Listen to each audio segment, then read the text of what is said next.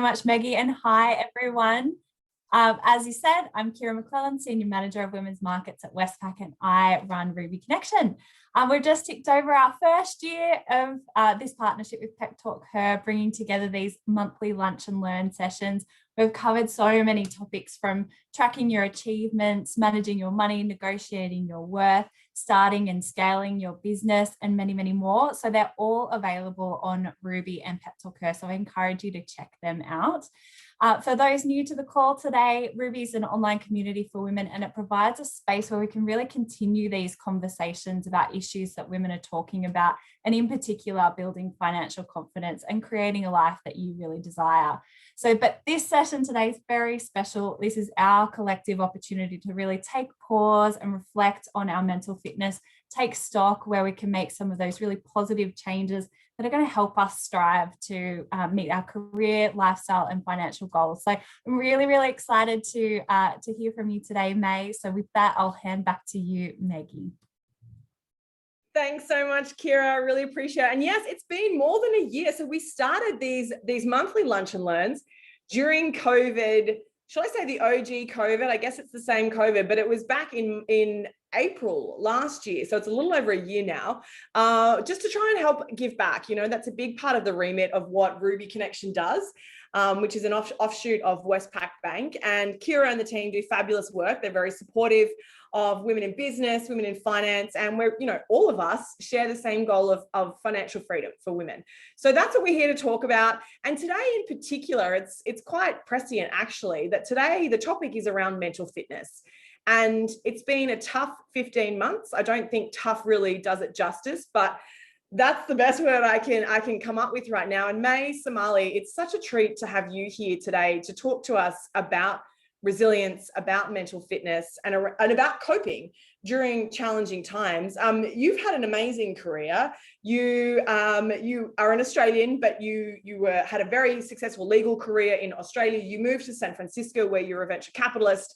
You were the recipient of a bunch of very, very impressive fellowships, which I'll let you quickly explain. And now you run a super successful coaching practice. So why don't you give us the cliff notes of who you are and what you're on a mission to achieve right now, and then we'll jump into the mental fitness conversation. Thanks so much, Meggie and Kira. It's a huge pleasure to join all these incredible women and men on the call. As you mentioned, I'm Aussie. I'm actually here in Sydney at the moment. So thinking of everyone out there as well, who are going through perhaps shifts and changes that they didn't expect today. But yeah, the Cliff's Notes version is I'm an Australian who spent a bunch of years in the US. I've, I guess, a professional pivoter in my career. I've worn a number of hats, but really the thread that connects all of these is that I'm passionate about helping people live their best lives and bring out the best in their lives. And part of that is knowing who you are, what you want, and having the support around you to get there. And so today's topic is, I think, apt in that context. So, mate, you've studied, you know, you went to university in Australia, you worked for High Court judges, you've studied at the Harvard Kennedy School, you know, you're a John Monash scholar, for those of you who are familiar with that very impressive program. When you think about mental fitness and what it means to have mental fitness, what does that mean for people who are like, mental fitness? Like, I know about personal fitness, but what is this mental fitness concept that you speak of? Yeah, it's a good question, Maggie. So fitness, I mean, it's a term we're probably familiar with more in the context of physical fitness. So let's start with what we know. Physical fitness, we might go to the gym, we go for a run, whether it's building muscle or building our kind of lung capacity. What's really important about fitness is that it doesn't happen overnight. So as much as I wish, hit the gym up, 2 kilos, suddenly got bicep muscles. Doesn't happen like that, even for the best of us. It's about repetition and consistency, right? And so in the same way, mental fitness is about being intentional and conscious about building our mental muscles. So they're dormant, but which ones we develop at what speed and how they impact us is something we can actually control. And so mental fitness, kind of in the world of coaching and psychology is really seen as the capacity, like one's capacity to respond to life's events using a positive mindset rather than a negative one. And this is something that we actually can consciously choose. Now, I want to kind of distinguish the toxic positivity that we might hear. So what we're not saying is COVID's happened, let's pretend that life's great. Oh, let's smile and get on with it. Kind of that false positivity is not what we're saying. What we're saying is choosing positivity, but positivity that's chosen when you really understand what's happening and see what's hard and maybe understand the wisdom of what's happening and why it's happening, and then intentionally choose to move forward in a particular way. So that's kind of mental fitness at a high level. Now, why do we care? I personally care. The incredible people I work with care because it impacts every area of our life. So like physical fitness or emotional fitness, mental fitness not only impacts the two areas that we probably suspect, so happiness and well-being, kind of that calm peace of mind, it also really impacts the quality of our relationships. So there are a ton of studies out there, Gottman Institute, for example, who focus on the quality of relationships in partnerships and couples and marriages, say that the quality of your relationship is often to do with the strength of your mental fitness. But the third aspect that it impacts that is often overlooked is peak performance. And I imagine a lot of the people on today's call also really care about this, which is, okay, I want happiness, I want great relationships, but I also don't want to be lazy and just kind of sit on the couch or be partying all the time. What can I actually do to be badass in my career or actually really get stuff done as well? And mental fitness, people that demonstrate mental fitness, who are developing the parts of their brain that are optimizing for that, are actually far outperforming actually people who are driven by the kind of left side of their brain, which is more that survival part, right? Which is where your mental fitness is quite low. And so the false dichotomy we often put up there is that in order to be happy, you don't really get much done. And so you're driven, we're driven by our stress, and stress and anxiety must be good for me. It propels me forward. I'm getting stuff done. I'm succeeding. But what if we could succeed, have peak performance, and be ultimately happy, have well-being and really good relationships? And so that's kind of what mental fitness is and why it really matters to us. So this is really interesting. And I want to get a sense check from everyone who's joining us. Hello, I know we've got people from all around Australia, all around the Asia Pacific region. Welcome to today's session, hosted by Ruby Connection from the Westpac Bank, focused on mental fitness. I would love to hear from you. How mentally fit do you feel right now? Pop it in the chat and let me know one word. So for me, I reckon I'd feel fairly mentally fit. That's what I would write in the chat, fairly mentally fit. How do you feel? Do you feel like weightlifter mentally fit, or do you feel like struggling, absolutely battling? Are you in the Sydney area? Have you just heard about the lockdown? Are you feeling like that mental fitness is just sort of wasting away? That's a great idea. Rochelle's gone with a 6 out of 10. Kirsty feels like she's fluctuating. Totally hear that. Now, May, you talked about mental fitness. Yep. What if you have a bad day? What if you've got 2 kids at home, everything went wrong, and it's just been a shocker? We've all had those days. We've probably had more of those days the past 12 months than ever before. Does that mean we're mentally unfit? Or how can we recover, right? When we have an off day, when we're not at peak performance, to use your fabulous analogy, how do we recover from that? Yeah, so really good distinction. Just because we're mentally fit doesn't mean we're not human. So I could be a marathon runner and I still need a rest day, or I still might have a day where I'm not going to be hitting my ultimate kind of performance. And it might be because I didn't eat pasta the night before. I'm on a keto diet, and so I didn't get the carbs, so I can't run well. Take that analogy to our mental fitness. And what is really important, and what's actually, I think, liberating for many of us, is the recognition that whether or not we have the parts of our brain that slow us down or enable us to have a bad day, it's not that you're either born with it or not. All of us have the left side of our brain, right? The left side of our brain, think of it as our inner Darth Vader. It's that part of your brain that's the critic. Think of it as the judge. There's all this analogy for your inner bully, your inner critic, your limiting beliefs. It's the part of you that judges yourself, judges others, and judges circumstances. It's looking for all the faults out there. And, I call mine my control freak. it needs to have control. If I'm not doing, it'll take a circumstance, it hijacks it, right? And it tells you that you're a threat. Now, we all have probably related to a circumstance if we think back to even the last 24 hours when our saboteur, this kind of judge, was hijacking us. And what happens when we're hijacked is that we can often feel it in our body. So our body keeps the score.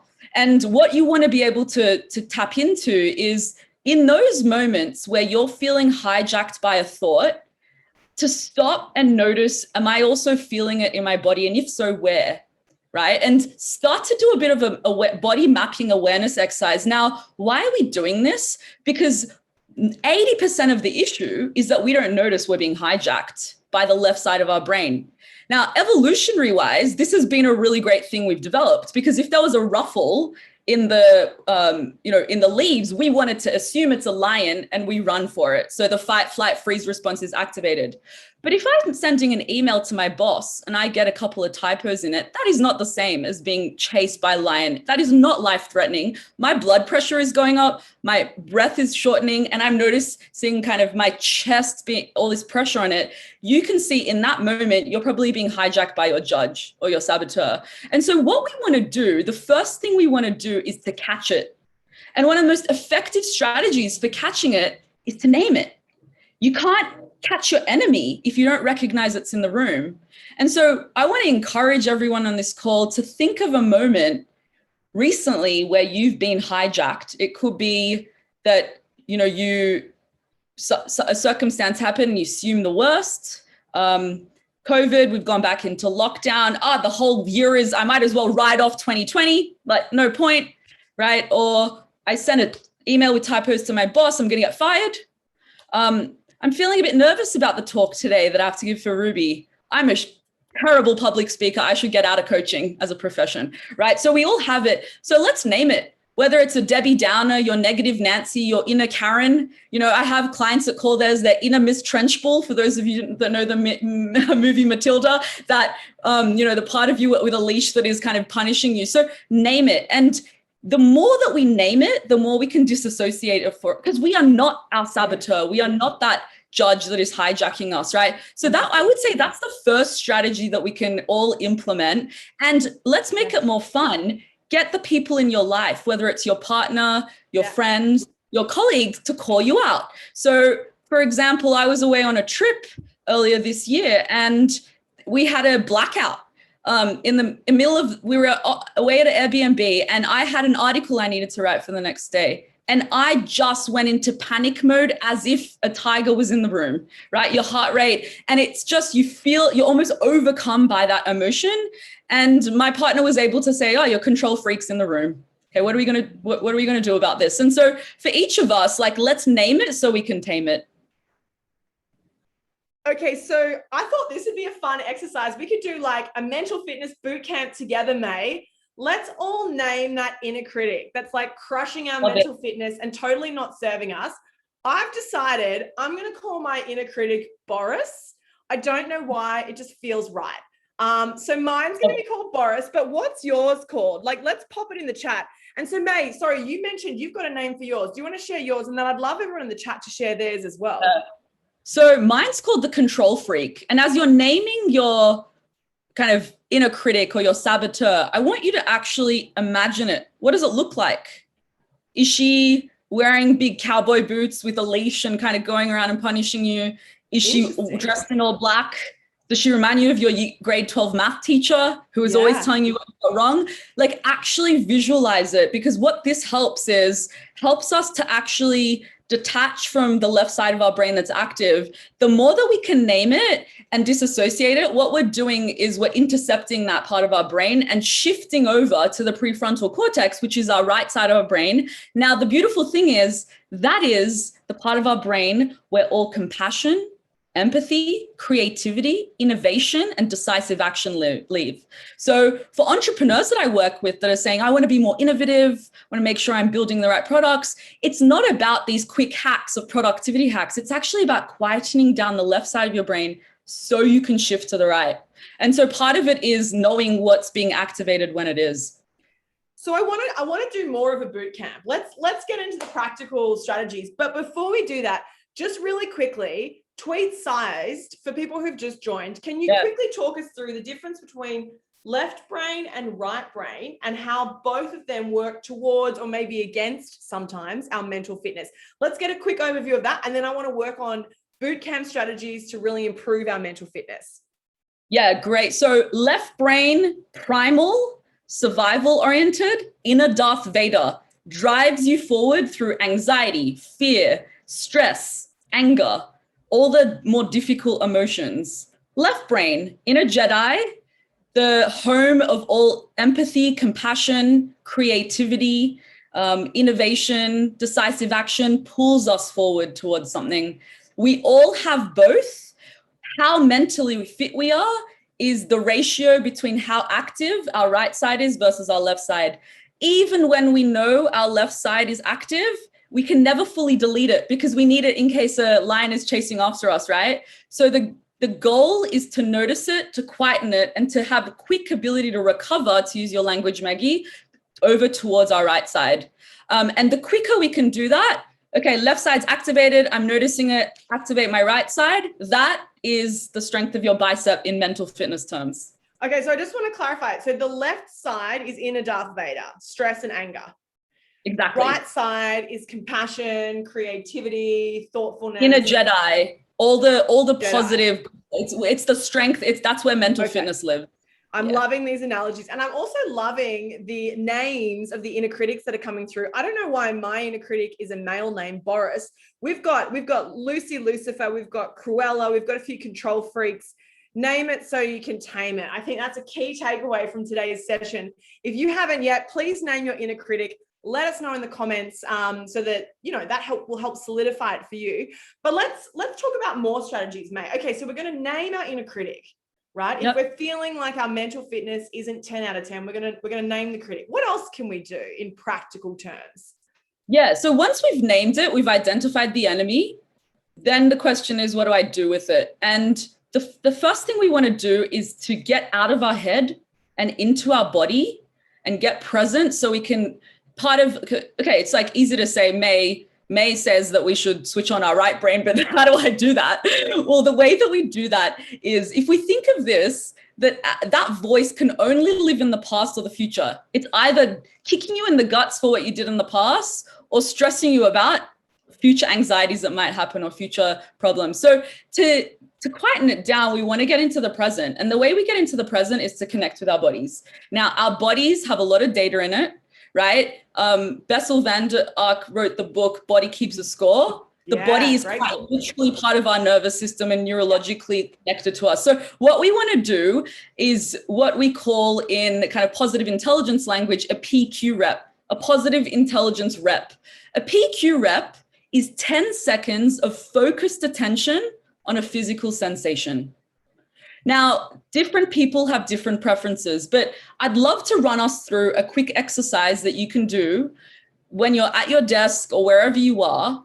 And I want to encourage everyone to maybe close their eyes. That way we can kind of disconnect with some of the visual stimulus and get out of our heads. And so if you close your eyes and just take a deep breath in through your nostrils, and as you're taking a deep breath out, I want you to slowly take your thumb and your index finger and rub them really gently with each other. So gently that you can feel the ridges of both fingers. And then I want you to take the tips of each finger on both hands and rub them against the other hand.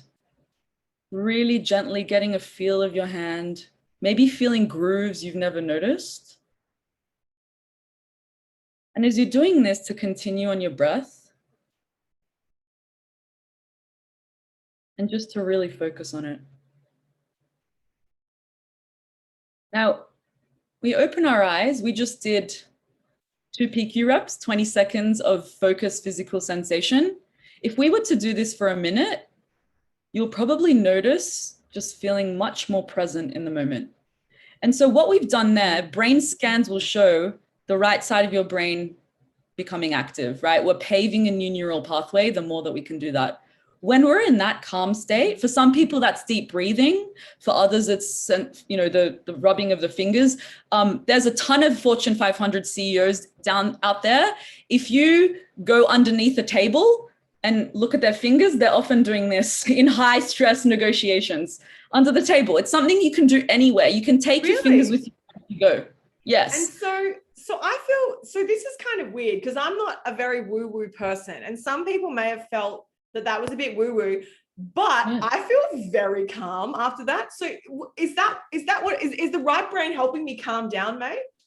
Exactly. So what's happening is, woo or not, if we were to put brain scan, like kind of nodes scanning your brain right now, what's happening is the right side circuitry is being activated, the prefrontal cortex. To do that, it actually is quietening down your Darth Vader, your left brain, right? So you can actually quieten down that voice, and you probably will hear that bully, you know, it might have been like this, as if you're at a dance party, loud music before. Now it's this like hum in the background. And as you're doing that, it's in this moment that you can then take a step back and go, okay, what was actually happening? What's true about what my bully is saying and what's not true? So okay, what's not true? Well, this is really interesting. And I'm going to imagine, I'm just thinking of my nephews here. I'm going to imagine any parents on the call, anyone who has childcare and responsibilities is probably like me thinking this could be really good to teach Bob and Owen for kids as well. Not just adults. I need it, but I think they do too. And Meggie, that's like a fantastic point, because what I wish is that I had access to this in my teens or 20s. What we do when we encourage our young ones to start these kind of exercises is that we're building their fitness from day one. So think of it as your 5-year-old having ripped abs or biceps. It's rare, right? But if we can train them to actually start to develop the right side of their brains, that becomes like a paved highway by the time they're adults. Now, for most of us, our left side of our brain, the fight-flight response is like a highway. The left side is like a dirt road. We need to keep going down that dirt road in order for it to become more of an automatic response. So naming your saboteurs, right? Having physical sensations that can ground us, like move over to the right brain. And then when we're in this place, this is when we can start to ask questions like, what was actually true? What's really happening? Yeah. Am I actually going to get fired? Yeah, no, I think that's really true, because often we catastrophize, don't we? Which is obviously that left part of the brain talking. So, you know, a lot of the people on the call today, welcome to everyone if you're just joining us. We are talking all things mental fitness today, thanks to Ruby Connection and WESTPAC. May I want to talk about, so we're going to name the saboteur, we're going to name that inner critic. We're going to take those 10 seconds, because I feel like all of us can find 10 seconds. Sometimes 10 minutes feels like a stretch, but 10 seconds is doable to do our index finger and our thumb. I've got to be honest, I had to kind of, I had my eyes closed. I was like, which finger goes where? You could even do this. Like, think of it as doing this, and really gently. Yeah, exactly. To help us come down. Now, what about if we're in the workforce, or if we have a small business, or we have a side hustle? There's a lot of times when it feels like there's a tiger or a lion in the room. People haven't paid their invoices. Your website breaks down. You think a client hates you. You don't have any clients. There's a lot going on. So what about mental fitness specifically for the workforce? Is there anything that small business owners, entrepreneurs, or indeed people in the workforce should be thinking about specifically, May, that they can add to their mental fitness repertoire?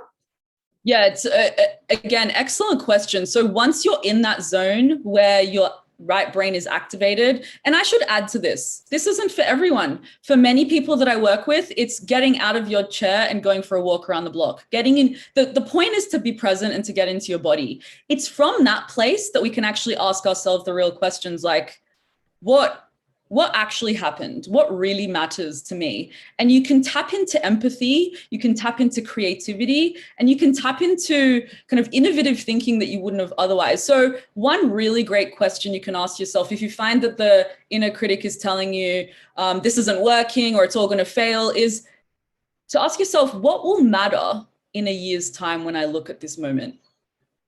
To use forward think, because when we think about in a year's time, what we're often tapping into are our values. So rather than responding from a place of our saboteurs, you want to know your values. What's important longer term for you? If I look back in a year, will I care that this email had a typo? No, I will probably care that I wasn't kinder to myself, or demonstrating self-compassion. Or yeah. what I'll remember is that I wasn't getting a lot of sleep, which led to silly mistakes. And so when we're taking that longitudinal view, actually it also activates empathy, but it's not saying that we want to slack off. We actually want to be able to ask the question of what really matters here. Because what really matters is not often what that voice is telling us that matters. And in our careers, I think that's a really good way to also ask ourselves the questions of what do we want? I think I read somewhere recently that 1 out of 4 people are changing jobs recently with the pandemic. And so when we're thinking about what we want and being able to focus on what matters, a really great exercise to come back to, and Meggie, I'd say this is the 4th kind of strategy, is to name your values, to know your values, and to go back to the different aspects of your life, whether it's your career, whether it's your relationships at home, whether it's your relationships with friends, your broader health. To what extent are you honoring your values in each domain of your life? And what are actions you can proactively take to honor that? And so for each one of us, we might have different values, but once we've named them, it's almost an antidote to this inner bully that is kind of trying to get us to focus on the things that don't really matter to us. There's so many great tips here, May. And just quickly, I've got blue tack. So I always muck around with blue tack. I thought I was a fidgeter, but maybe I'm trying to become more mentally fit. I just didn't know it. So that's sort of my thing.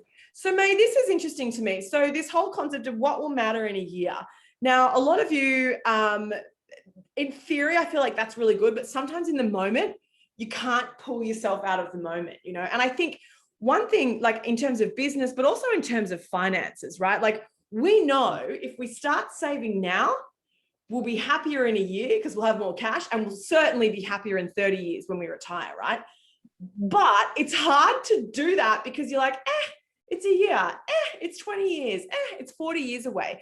So is there anything we can do to sort of, I guess, create that urgency around creating the mental fitness specifically for goals that are going to help us in the long term, like financial goals, like setting, you know, stretch business goals? What can we do to sort of, I guess, give ourselves a kick in the butt to kind of actually become more mentally fit today and not wait till next week or next month? Well, it's all about linking it back to our values is a really great way. So for example, if one of my values is freedom, which it is, then that necessitates being able to save from today to be able to have a life that honors freedom. So if at the end of every day, if you can say that I'm, you know, tick a step more forward towards honoring that value, that is a way to think of it not as a chore, but actually honoring your values and living the life that you're choosing. And I would say the second way to do that is to have accountability. So pairing with a buddy that has a similar goal where you can hold each other accountable. We're social beings. We don't like making promises and breaking them, right? We like to honor our promises. And so that has been a really effective way, particularly with personal finances and particularly with women. But, you know, I would also refer you to the great resources that WESTPAC and Ruby and other organizations have. But it start simple. Start with knowing what's important to you and your values. Start with making yourself accountable to others. I think that's a really great point. We are at time. I'm going to continue for 1 or 2 questions, May, because this is absolute gold. And we're so grateful to you for your time to share with us today on this mental fitness workshop, specifically for WESTPAC's Ruby Connection community. We are so delighted that you're all here. We've had a fabulous question come in that I really want to address. And May, specifically, it talks about how do we stop our brains from wanting immediate rewards, right? So it's like, if I feel like a sugar craving, I want chocolate now. I know that I'll regret it in a week or 2 because I shouldn't have had chocolate every night for 2 weeks. But how do I become so mentally fit and so mentally strong, I guess, that I can realize, actually, I'm going to say no now, and that's going to benefit me for the long term? Is that around values too, or any advice for people around that? Yeah, so it's a really great point, and we could talk at length about this, but kind of the Cliff Notes version of this is the question that I would be curious is, in going towards something that feels like immediate gratification, for different people, it's different things. For some of us, it's scrolling Instagram. For others, it's chocolate. For others, it's online shopping. The list goes on. It's, you know, 90% of the time, it's not about what you're going towards. It's about what you're avoiding. And so this, So the kind of question to ask is, if you're noticing you're going towards something which long-term isn't consistent with the life I want, what if I was to just, in that moment, observe and notice what is it that it's making me feel uncomfortable that I'm moving towards that to not feel? For some of us, it's sadness, anger, more difficult emotions. And part of mental fitness is emotional fitness, which is to not become a bottler, i.e. pushing emotions away, or a brooder, I am my emotions and the world is over, right? Both are not a right brain. And so in that moment, I would say, like, actually become curious about what's really going on for you and don't take it at face value. It's rarely about the Instagram scrolling or about that chocolate bra. You probably do love sugar, but probably not as addicted as you think. I love sugar a lot, but I can see everyone on the videos is like, everyone's like, oh yeah, why do I scroll? Everyone's like, oh no, May's making me dig deep here. This is a tough one. So May, should we all dig deep? Like, should we give everyone a challenge to just think about what's your guilty pleasure? Chocolate, guilty, like I'm here, it's part of me, sorry about that. But I need to dig deep, like, and for me, I didn't prepare this. I actually think for me, it's a procrastination tool, because I'm like, if I go to the fridge and eat chocolate, that delays 2 minutes from me having to do the work. So is sometimes it's about procrastination, or is it about avoiding grief, or avoiding a tough conversation, or avoiding a sales call, you have to make it work? Is that sometimes what it's about? Absolutely. Like, a lot of the time it's restlessness that comes from moving away from something that we don't want to do. And let's not kind of simplify this. Sometimes it's avoiding tasks that might lead to success because we're genuinely scared of success, or tasks that might lead to failure. Or if we're not doing something, if I don't go to the fridge and open it every 5 minutes, I suddenly have this quiet time where I can think about how much I hated the way my partner spoke to me this morning and how sad that genuinely makes me feel. So the invitation is to sit with emotion without becoming them or avoiding them. It's part of that noting and naming exercise. So we can name our saboteurs, but also noting and naming emotion in real time is a way to take its power away, because there's a reason we call emotions feelings. We actually need to feel them in order to go through the tunnel and get to the other side. Otherwise they get stuck in us.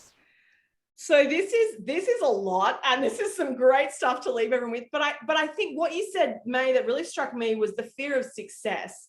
And if you have a fear of success, or you think maybe that might be a part of some of your saboteurs or some of your inner critics, let me know in the chat. There's an amazing coach that, May, I think you know her as well. Her name's Keita Williams. She's done an amazing session for us at WESTPAC in the past. She talks about FOSSing, fear of success, and FOFFing, fear of failure.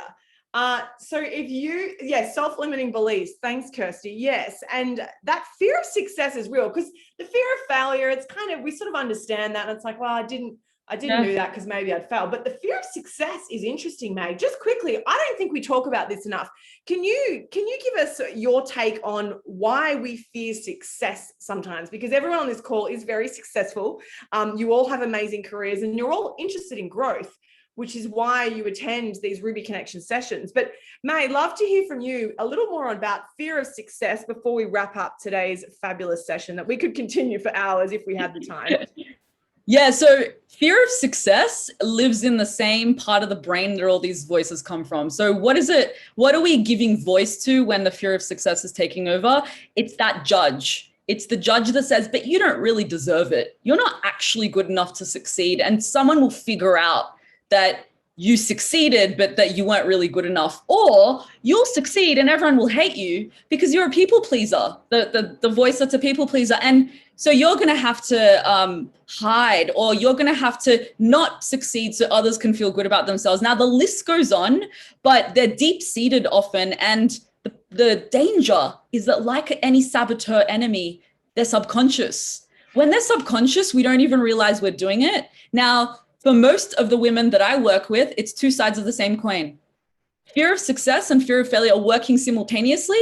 No wonder we're procrastinating, because it's a way to avoid either scenario and be in this restless middle ground. And I think there's a lot more we could do with this. One of the books that I would recommend is Positive Intelligence, if you're curious to get a bit deeper into this and learn kind of what your saboteurs might be and how you might be holding yourself back in terms of limiting beliefs. And there's actually a free assessment online, the PQ assessment, that you can Google and take to start to give some language to these limiting beliefs. And I found that that's been really helpful starting point for most people.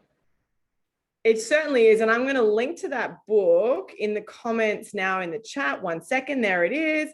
And also just a quick shout out. Someone very kindly put in the chat.